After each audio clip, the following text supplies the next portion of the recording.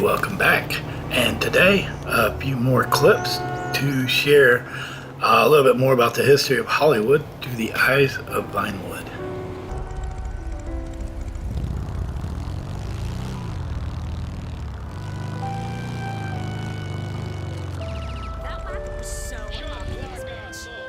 Grauman's Chinese Theater was opened in 1927 by Sid Grauman.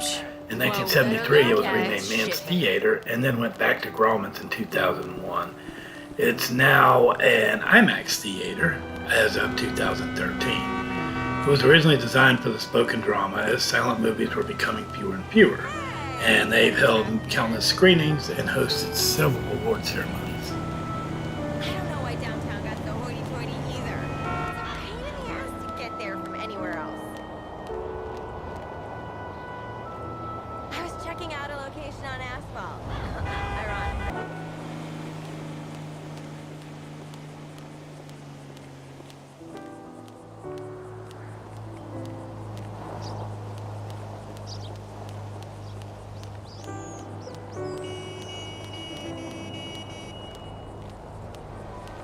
The Beverly Hills Motel and Bungalow was established in 1912, even before the city was incorporated.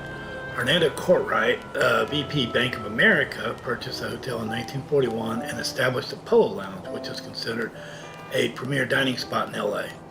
Several great entertainers like the Rat Pack, Humphrey Bogart, and Marlene Dietrich have performed there. Also home to a myriad of great films over the years, the Bungalows has hosted some of the biggest names in film history: Marilyn Monroe, George Hamilton, Rex Harrison, to name a few.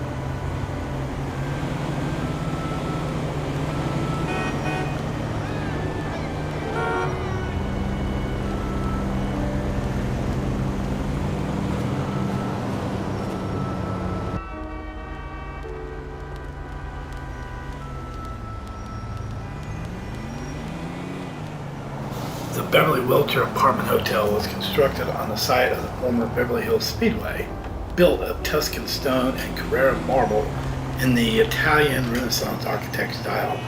It was renamed Beverly Wilshire Hotel in the 1940s. The Wilshire has had its share of notable guests over the years, such as F. Scott Fitzgerald, Sandy Koufax, Warren Beatty, Elvis Presley. Most notable movie was Pretty Woman used it as a setting for its story, even though it was actually shot at the now defunct Ambassador Hotel.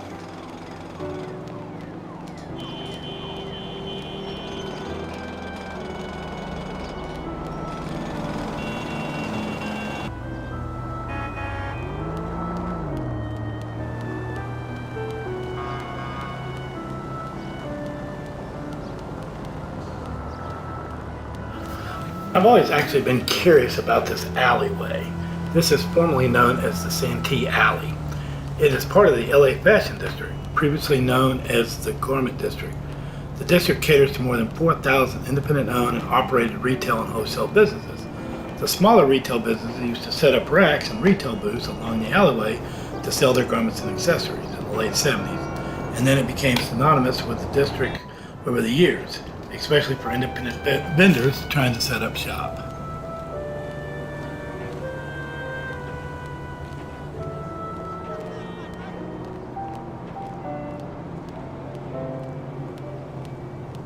Bitch, I'ma tear your ass up.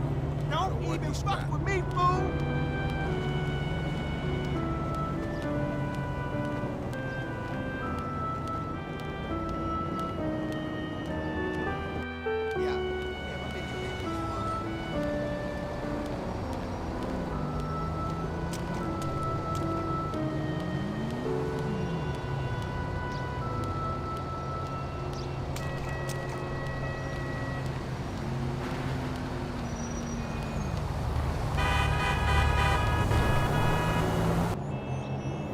The Capitol Records Tower.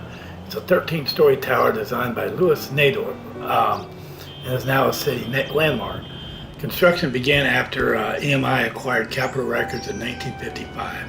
It's often referred to as the building that Nat built, referring to Nat King Cole and the large amount of merchandise that he sold.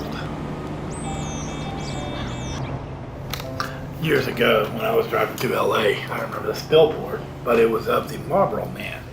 The game has turned into their version of Sprite. Philip Morris actually used to use the image of a rugged cowboy to promote the sale of Marlboro cigarettes. Ripley's Believe It or Not originally started as a news panel, but later adapted to a wide variety of TV, books, radio, comic books, and a museum. It's a collection of hard-to-believe stories, artifacts, and photographs. And during the Chicago World Fair, it drew the attention of millions of people at the Chicago World Fair in 1933. And as successful as it became, it inspired museums to open up all over the world.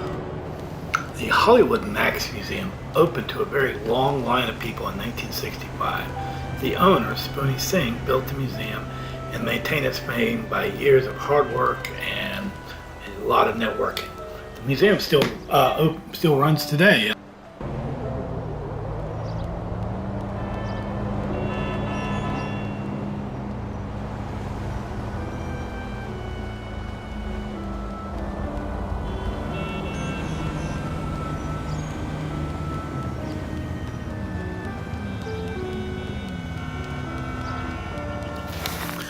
The Chateau Montmartre, which was modeled loosely after the Chateau d'Amboise retreat in France's Loire Valley by architects Arnold Weitzman and William Douglas Lee.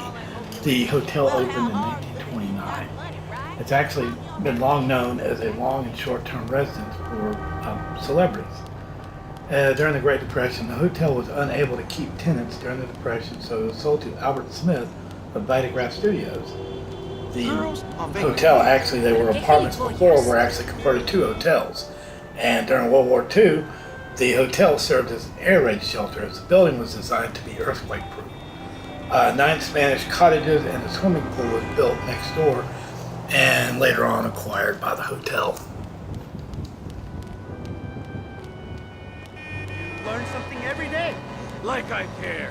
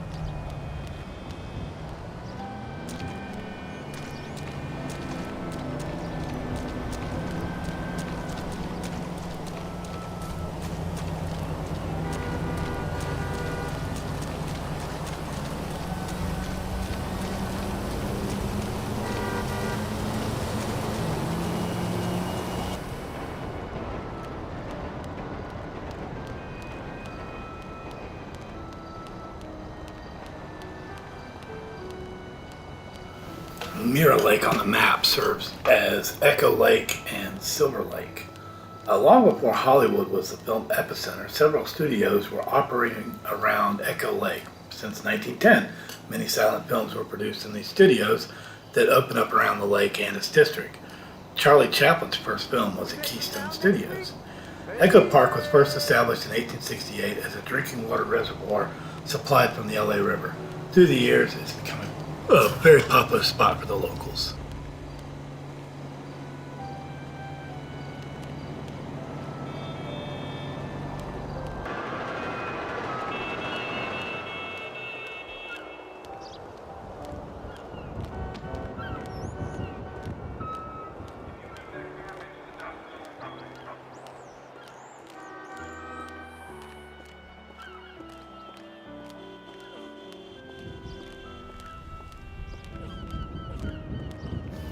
Last but not least, Venice Beach. Venice, California, known as the Venice of America, was designed after Venice, Italy. Discovered by wealthy developer Abbot Kinney in 1905, he developed it as a beach resort town. Kinney started digging out the canals to drain marshes for the residential area. Then he built a 1,200-foot long pier, which today we know it as the Santa Monica Pier or the Ocean Park. Built a block-long arcaded business street with Venetian architecture. The pier and area became so popular it was difficult to regulate. The area became so neglected and influenced gangs and crimes. Over the years, though, it has been the home for many great artists, and the number of films and shows is shot there is mind-blowing. The most recent would be the new Barbie movie.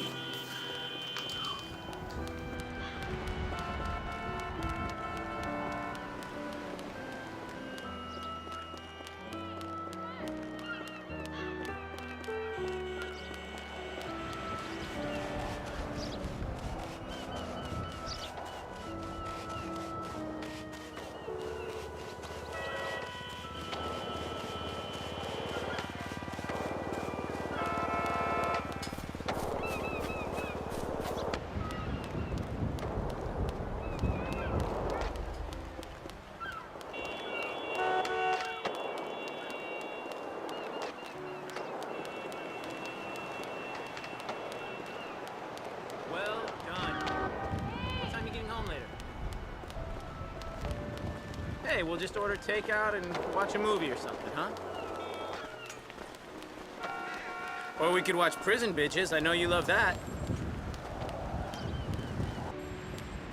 Okay, you decide when you get home. I love you, honey. Hey, buddy!